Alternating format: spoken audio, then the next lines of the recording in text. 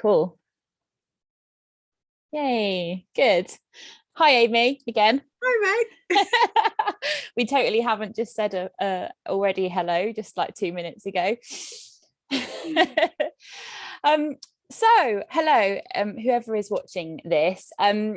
Amy and myself, as you may or may not have seen, are hosting an event on the 30th of October, which is the day before Halloween. That's how I'm remembering it.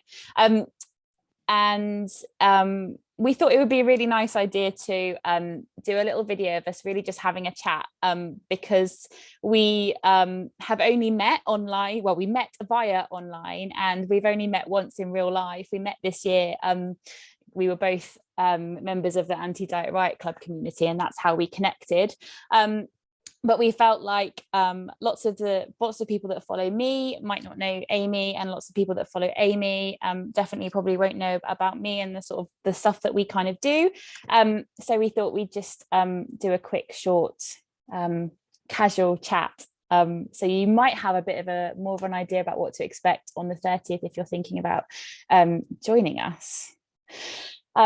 So I'm Meg, and I'm predominantly a yoga teacher. I live in Exeter, down in Devon. So yeah, about 6 hours away from Amy, I think I figured out when I looked at Google Maps the other day. And I've been teaching yoga for about 3 years, but doing yoga myself for quite a while now, almost about 10 years, I think. And I suppose my approach to yoga sometimes is a little bit different to some teachers and some practitioners, in that I teach hopefully from a more inclusive place, especially when it comes to physical bodies. I don't necessarily think that things that have been taught maybe really heavily in yoga, or in yoga that we see, is the most important thing. And I really my work is really about empowering people with any different kind of body that they don't see when they see yoga, perhaps on the TV or in magazines or on YouTube, empowering those people to, if they want to explore having a yoga practice, to feel like they can do that and do it confidently and lovingly, I think. So yeah, my sort of teaching and my classes is very much inspired by that idea, and of course, like, some of my own experiences have fed into the way that I teach, and perhaps the language that I use sometimes, but really just about helping people to feel better able to connect and listen to their own body when they're perhaps practicing yoga. Yoga is, we see the physical side of yoga all the time, and it can seem very much like it's just a physical practice, but yoga actually has 8 kind of, we call them limbs, but you might think of them as like branches of a tree. There are 8 of those limbs, and only one of them relates to the physical postures. So I teach from a place of, you can find a posture that works for you, rather than forcing your body to get into that shape that you think is yoga, and trying to encompass all the other amazing things about a yoga practice that can make that practice feel even more special and powerful. So yeah, I think that's, I could do that talk forever, but I'm conscious of time. So I'm gonna just hand over to Amy. And we met earlier. I think we connected back in January. We both taught a class for the Anti-Diet Riot Club community, which I think is how we first kind of saw each other. And I have since been to lots of Amy's grief sessions, because I loved them so much. And so I'm really excited to bring her skills and passions for what she does with yoga. So I'm going to hand over to you, Amy. Thanks, Meg. Yeah, I just absolutely love your approach. It's just so empowering and inclusive, and yeah, I'm just super excited to be here with you and bringing something really really nourishing for everybody, which was really good. Yeah, thank you. And it's one of those lovely synchronicities that brought us together, the online world. Yeah. Oh, beautiful. Thank you. So yeah, hi everybody, I'm Amy and I'm a groove facilitator and also an eating psychology coach. So I've spent the last 10 years really, or coming up to 10 years at least, kind of really studying both like on a personal level and with my clients, relationship with body, relationship with food, and trying to bring a more empowered approach to this instead of like really kind of anti-diet essentially, and more kind of tapping into what feels good in your own body, trying to figure out what intuitively nourishes you, and kind of building trust with how to be in a body basically, and trust the kind of messages that we may get from them. And groove has been a massive piece of that puzzle for me. I discovered groove about 2.5 years ago now, and I trained as a facilitator 2 years ago. And it's very much, it felt like the embodiment of everything I was, everything that I'd studied, everything that I was kind of putting into practice with myself and with my clients. But this just felt like, it just felt like kind of transcending words. And we just got straight to being able to explore that through music, through dance, through creative movement. So it was just, another synchronicity that brought me to groove. But essentially, what we do in a groove class is we explore a variety of different styles and genres of music. And with each song, there's like a couple of moves or like a couple of movement patterns. And the idea is that we're kind of united together in those moves and in the music. But the invitation is for us then to express it in our own unique way. So even if it's just like a clap or a step and a clap, everyone's going to be doing that in their own unique way. And it's not a class where it's like, okay, everybody to the left, okay, everybody to the right. And you can really just be really, really flexible, creative, kind of tapping into what may challenge you, what may feel really good, what feels really joyful. And it's always your way is the way, so you can't get it wrong.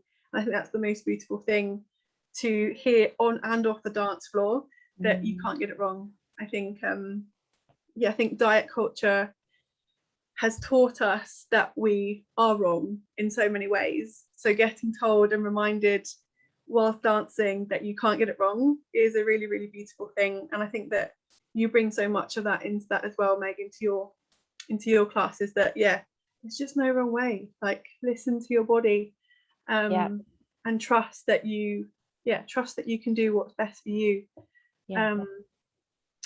So I think that kind of encompasses a little bit about myself and groove. I think it does. Awesome. It's perfect.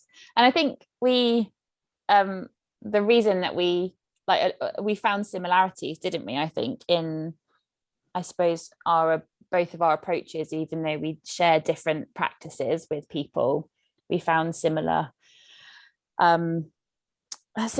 things similar that we felt were very important in including in the way that we hold these spaces for people. And I agree with everything you just said about your groove classes, because they are really, really special. They're not even, I think I said yesterday in an Instagram story, like, I feel like calling them classes isn't quite right, because they're way more than that. Like, they're an experience. And this is what I think, this is what we want to bring to people with our collaboration, is an experience, like a really like celebratory space, no judgment, and like you say, no rules. except for your own rules. Beautiful. And it's going to be a really lovely combination. So we're gonna dance first, so we're gonna kind of shake it out, and just kind of get a bit into our bodies and have a bit of playtime, and then we'll kind of bring it down into the lovely, yummy kind of stillness, and lovely stretching and lovely yoga with Meg. I mean, I'm just so excited. I can't wait. I'm just so excited. It's going to be like such a beautiful flow of like dancing, shaking it out, having a good old time, and then just really kind of coming home to our body in like such a yummy way. It's going to be so good. So Meg, maybe you want to we talked about like sort of frequently asked questions, didn't we, around each of our sessions. So do you want to go first and kind of I think I'm sure that this is probably the thing that people voice the most to me with regards to yoga, is like, I'm not bendy, flexible, whatever, supple, and I cannot stress enough that is just it sounds maybe a bit crazy to say, but it is completely irrelevant. It does not matter. Like, I cannot say that enough times. I'll say that like until I'm blue in the face. It's irrelevant. You come, yoga really as a practice, as a whole practice, is asking us, inviting us to go, like, to meet yourself exactly where you are. So it's not saying, oh, come back when you're bendy, or come back when you're slimmer, or come back when you're, less stressed, or you have more time. It says to you, like, just come right now as you are, bring whatever you want with you, and we'll work with it. And that's like really I feel like that's very important. So it doesn't matter, and I know that it's very easy for me to say that it doesn't matter, but it's the tiniest part of what yoga practice can be about or be used for. Of course, the physical side of yoga can be great to strengthen our body and shake off tension, and but if you think of it like as a big pizza, the physical bit, the bendy bit, the funny shapes bit is like one teeny unsatisfying part of the pizza just on its own. There's like so much more to explore. So I would say that anything, and it might not be, you might be thinking other things, but it might be sort of a physical worry that I don't have the right body shape for yoga or whatever. I will look after you, and it really doesn't matter as much as we're made to believe that it does. I think it's important to remember. We feel like it, it does matter to us, or we feel like it matters, but it's because we're sold this idea of what you need to look like to do yoga, and actually that idea is not true. It's not true, because if you breathe, then you can do yoga. So that's probably the most frequent question to get asked. Do people have questions that you hear a lot, Amy, with your class? Like I often get like asked about age. So someone will be like, oh, I'm this age, is it really for me? And I'm just like, yeah, absolutely. If you love music, if you love to dance, then groove is for you, absolutely. So definitely age is not a problem. And also what and like coordination. People like, I don't have any coordination. Actually, that doesn't matter either. No It really doesn't. It's like everything is an invitation. So even if I've offered a move and you've tried it out and it's just not working for you, it doesn't matter. You can literally just enjoy the music, enjoy the song, feel the kind of vibes of the whole circle of us together. But it really doesn't matter like what you need to do, so just have fun. The main thing is that you enjoy it. And also, if people have any kind of physical physical limitations, then they can absolutely just adjust the move however they want. So, you know, I've had people just come to a class and just lay down the whole time because they just had no energy to do anything else, but they've just soaked up the really lovely music and the really kind of good fun vibes. I've also had people do it sitting down, so you know there's really no there's no limits to what you can and can't do to kind of look after yourself, look after your body, and make sure that it feels right for you, essentially. I think that's I think that sums it up as well. Very similar, really. I love the I really like that no invitation, everything is an invitation. Not nothing is an invitation, everything is an invitation. I use that as well because I think it's important to just like remind people that you don't have to go with every single thing that someone's it's an offering, like it's this is an idea. Like equally, like when I teach yoga, I really like to see somebody who obviously just fancies doing something else or fancies taking a rest. I really love seeing that, you know, a student just having a rest and taking a minute. Like I feel like that's just like the biggest win, because it's a little sign that they're going, oh no, my body wants this, or my body wants this instead, which is great. And I think there should be more of that in all sort of movement-y spaces, really. Absolutely.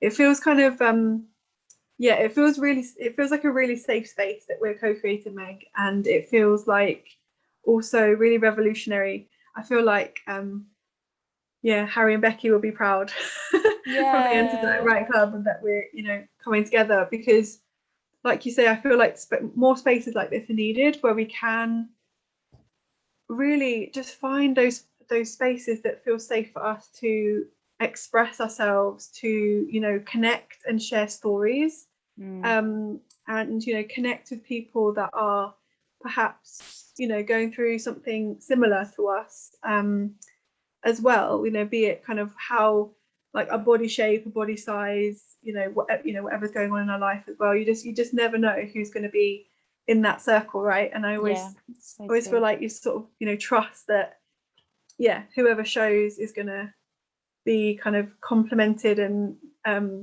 you know, there's going to be like a commonality that we're all going to be sharing together. So it's quite magic. It is. And every time that I've been to one of your sessions, it really has felt like that. It's felt, and a lot of another question actually, really quickly before we wrap it up, not necessarily a question, but a lot of people say, because I teach predominantly online now, a lot of people sort of go, oh, is it the same? Like, do you still get that kind of the feeling?